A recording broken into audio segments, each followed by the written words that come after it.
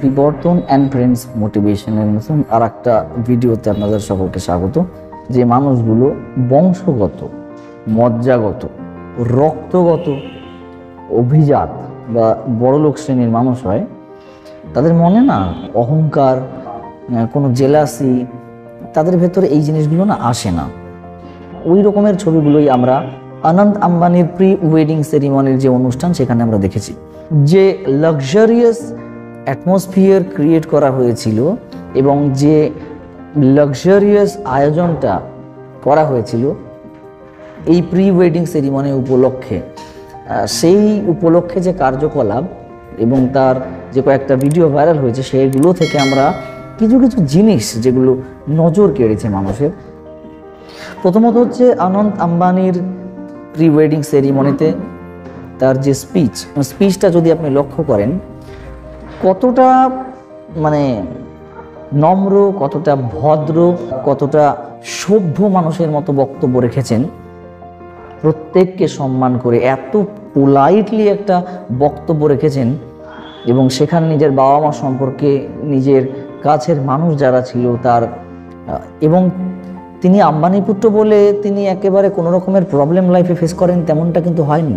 তিনি বলতে বলতে একটা সময় কেঁদেই ফেলেছেন যে তার সময়টাও কিন্তু খুব একটা ইজি সময় ছিল না।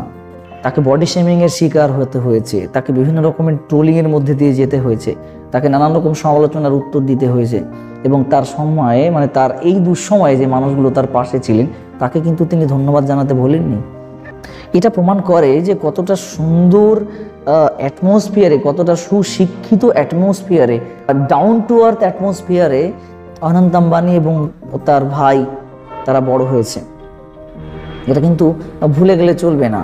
শুধু এই আড়ম্বরপূর্ণ আয়োজন দেখে অনেকে গালমন্দ করছে যে টাকা থাকলে অনেক কিছু হয়, টাকা থাকলে এত লোক দেখানো যায়। অ্যাকচুয়ালি ব্যাপারটা লোক দেখানো নয়, ওইভাবে ব্যাপারটাকে দেখলে হবে না। এই পুরো প্রি ওয়েডিং সেরিমনিটার মধ্যে অনেকগুলো বিষয় ছিল যেগুলো লক্ষ্য করার মতো। প্রথমত, যে গেস্টগুলো জামনগরে যারা এসেছেন, আপনারা হয়তো ভিডিওতে খেয়াল করেছেন যে যখন তারা ওখানে পৌঁছান, জামনগরে পৌঁছানোর সঙ্গে সঙ্গে এয়ারপোর্ট থেকে বেরিয়ে ওখানে একটা অ্যারেঞ্জমেন্ট করা হয়েছিল যেখানে ডান্ডিয়া জাতীয় কোনো নৃত্য পরিবেশন হচ্ছিল ভারতীয় কোনো সাংস্কৃতিক সঙ্গীতের সঙ্গে। তো এটা একটা বিশাল বড় জিনিস। যে সমস্ত আর্টিস্টরা এসেছিলেন সেই ব্যাপারগুলো কিন্তু দেখে তাদের ভীষণ ভালো লেগেছে। তারা ভারতীয় মিউজিকের সঙ্গে খানিকটা কাউকে তো তালে তালে গা দুলাতেও দেখা গেছে। বিজনেসম্যান মার্ক জুকারবার্গ থেকে শুরু করে বিল গেটস থেকে শুরু করে প্রত্যেকে এখানে এসেছে। নীতা আম্বানি তার তত্ত্বাবধানে হয়েছে। আচ্ছা ভাবুন তো, এত পরিশ্রম করার কি দরকার ছিল তাদের? এই সমস্ত পেছনেই কিন্তু একটা বিষয় কাজ করেছে, ভারতীয় সংস্কৃতিকে বিশ্বের দরবারে প্রমোট করা। এই যে ভারতের তার এই ছেলের প্রি ওয়েডিং সেরিমনি সম্পর্কে বিভিন্ন জায়গা থেকে আর্টিস্টগুলোকে ডেকে নিয়ে এসে শুধু খাওয়া দাওয়া করানো নয়, লোক দেখানো নয়, তারাও তাদেরও পারফরমেন্স হয়েছে, ভারতের তরফ থেকেও পারফরমেন্স হয়েছে, ভারতীয় সংস্কৃতিকে তুলে ধরা হয়েছে।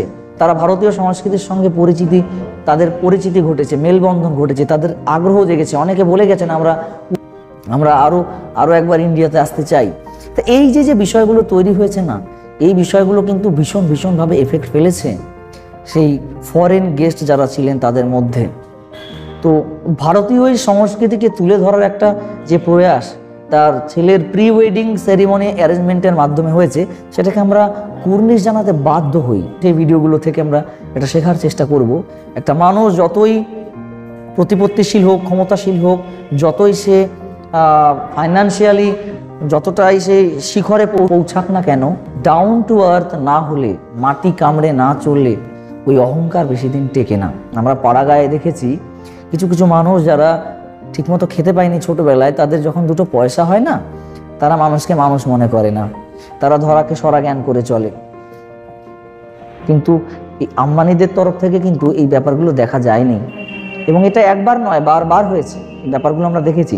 আম্বানির পুত্ররা যারা আছে, পুত্রকন্যা যারা আছে, তাদের চালচলন এবং তাদের কর্মকাণ্ড থেকে সেগুলো স্পষ্ট বোঝা যায় যে কতটা কালচারাল অ্যাটমসফিয়ারে তারা, ইন্ডিয়ান কালচারাল অ্যাটমসফিয়ারে তারা বড় হয়েছে। তাদেরকে সেই সুশিক্ষাটা তাদেরকে দেওয়া হয়েছে, তারা পারিবারিকভাবে সেই সুশিক্ষাটা পেয়েছেন।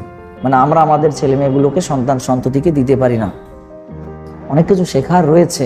এই বড়লোক যারা হয় না, মজ্জাগত, বংশগত, রক্তগত বড়লোক যারা হয়, তারা এইভাবেই চলেন। তাদের শিক্ষা, তাদের পারিবারিক শিক্ষাগুলো এইরকমভাবেই হয়। আর আমাদের যারা 10 বছর আগেও খেতে পেত না, এখন যদি তার বাড়িতে দুটো ইট লাগে, আপনাকে সে কপালে ঠোকা মেরে চললেও কথা বলতে চায় না। মানুষকে তারা মানুষ জ্ঞান করে না, ধরাকে সরা জ্ঞান করে চলে। দেখে নেব, মেরে ফেলবো, কেটে ফেলবো, বুঝিয়ে দেব, এইসব কালচার যারা নিজেদের ছেলে মেয়েকে শেখায়, এই আগুনে তারাই একদিন ঝলসে মরে। তো এজন্য অহংকার করা ঠিক নয়। এই ভিডিওগুলো থেকে এই জিনিসগুলো আমরা শিখেছি। অনেক বিজনেসম্যানের ছেলেমেয়েরা, অনেক আর্টিস্টের ছেলেমেয়েরা, অনেক অভিনেতা অভিনেত্রীর ছেলেমেয়েরা বিভিন্নভাবে নেশাগ্রস্তভাবে তাদেরকে মানে দেখা গেছে। বিভিন্ন সময়ে নেশা জাতীয় পার্টিতে তাদেরকে বিভিন্ন সময় দেখা গেছে। আম্বানির পুত্র কন্যাদের কিন্তু সেরকম কালচারে এখনো পর্যন্ত সেভাবে দেখা যায়নি। এটা প্রমাণ করে যে তারা তাদের ছেলে মেয়েকে সুশিক্ষাটা দিতে পেরেছে, ভারতীয় সংস্কৃতির জ্ঞানটা, নলেজটা একটু হলেও তাদেরকে দিতে পেরেছে, এবং তারা কতটা ডাউন টু আর্থ এগুলো থেকে চিন্তা করা যায়। তো এই ব্যাপারগুলো আমার নজরে এসছে বলে আপনাদেরকে জানানোর জন্য এই ভিডিওটা আমি করলাম। আপনাদের কেমন লাগলো ভিডিওটা? আপনারা যদি দেখে থাকেন, কোন জিনিসটা আপনার সবচেয়ে ভালো লেগেছে এই ভিডিও যেগুলো ভাইরাল হয়েছে আম্বানি পুত্রের, অনন্ত আম্বানি এবং রাধিকা মার্চেন্ট, কোন ভিডিওগুলো আপনাদের মন জয় করেছে সেগুলো কমেন্টে জানাতে কিন্তু ভুলবেন না। তারা যদি ইচ্ছা করতেন না, আমি বিশেষ করে অনন্ত আম্বানির কথা বলছি, অনন্ত আম্বানি ইচ্ছে করলে, যদিও মনে করতাম আমার ওর বাবার যা ক্ষমতা আছে, যা টাকা পয়সা আছে, ও রাধিকা মার্চেন্ট আরো 10-12টা নিয়েও ঘুরতে পারে, সম্পর্ক আরো 10টা জায়গায় সে করতে পারে, করেনি।